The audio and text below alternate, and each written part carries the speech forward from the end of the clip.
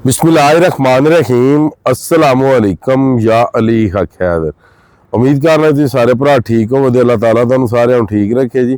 जिस तरह कि तुहानू पता है जी अफवाहां बहुत ज़्यादा ਚੱਲ रही ने पानी के हवाले नाल कि पानी आ गया, तो पानी वाकया ही दरिया च आ रहा, पानी घट नहीं रहा। ਉਹਦੀ ਤੁਹਾਨੂੰ मैं रिपोर्टिंग ही विखा देना क्योंकि ताकि सनत रहे। ए जनाब रिपोर्टिंग थोड़ी चेक करा दिओ। ਇਹ जनाब 11 अगस्त 8वां महीना 2026 18 वजे की रिपोर्ट शाम 6 वजे की। असी जिस जगह पर खलोते हैं ये जगह जनाब मेरी शहबाजपुर ब्रिज हैड मराला तो 14 तो 16 किलोमीटर थले।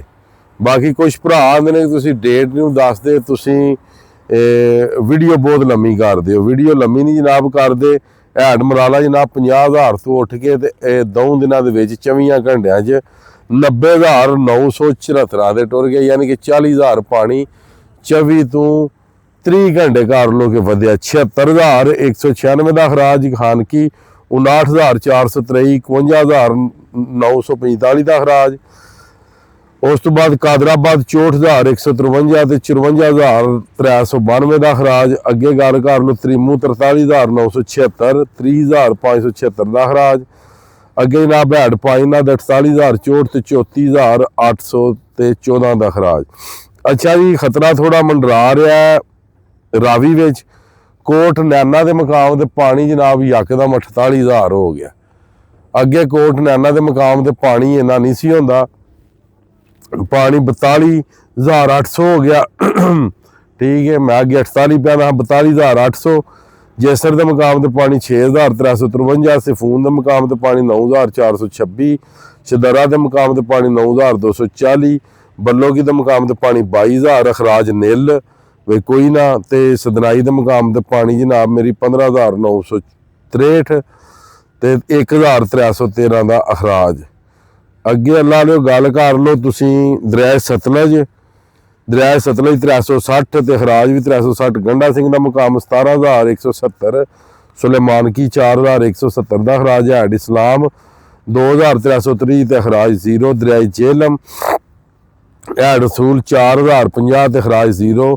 मंगला डैम 25,000 अखराज 7,000। नशहरा केपी के 29,500 तो 29,500 का खराज।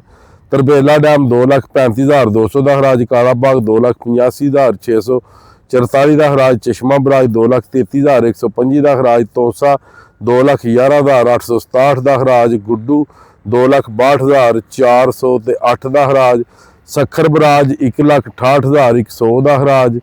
तो कोटरी बराज 1,30,119 का खराज। तो चन्योट जनाब मेरी एदा नहीं सी खबर दी।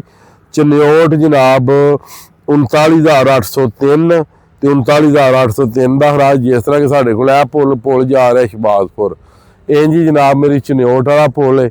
उन्होंने एक उन्हें पैमाइश लाई होंगी, जिन्ना पानी वो उत्ते होंगे उन्ना ही थल्ले ही होंगे। वह ना को अप स्ट्रीम भी उही होंगे तो डाउन स्ट्रीम भी उही होंगे। डाउन स्ट्रीम और अप स्ट्रीम उत्थे होंगे जिथे बराज होंगे।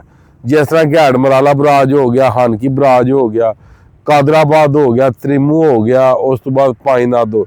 बाकी जिन्ने भी पुल ने, जिस तरह कि वजीराबाद वाला पुल आ गया, शहबाजपुर वाला पुल आ गया, इन्हों के अप और डाउन स्ट्रीम होंगे नहीं। जो उत्ते होंगे इन्हों का वही थले दसी जाता।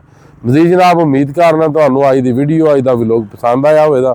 मैनू दिओ इजाजत, नैक्सट वीडियो होने तक ज़्यादा अपना ख्याल रखियो, अपनी खास दुआओं मैनू याद रखियो। इंशाअल्लाह मिलने किसी नैक्सट वीडियो के नाल।